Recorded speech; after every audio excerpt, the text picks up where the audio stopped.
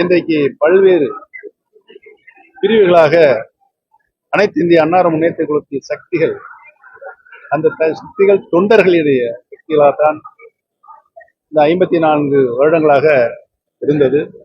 இன்றைக்கு அந்த சக்திகள் பிரிந்து கிடக்கின்ற நிலை உருவாகியிருக்கிறது.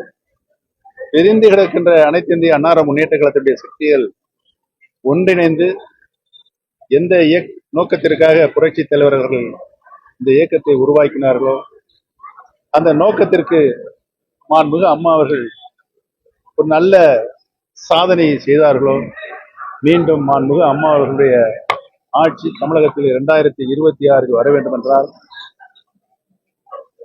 பிரிந்து கிடக்கின்ற சக்திகள் ஒன்றிணைய வேண்டும் என்றுதான் தமிழக மக்களுடைய கருத்தாகவும் அனைத்து இந்திய அன்னார முன்னேற்ற கழகத்தினுடைய அடிப்படை தொண்டருடைய கருத்தாகவும் இன்றைக்கு இருக்கிறது என்பதை நான் தெரிவித்துக் கொள்கிறேன்.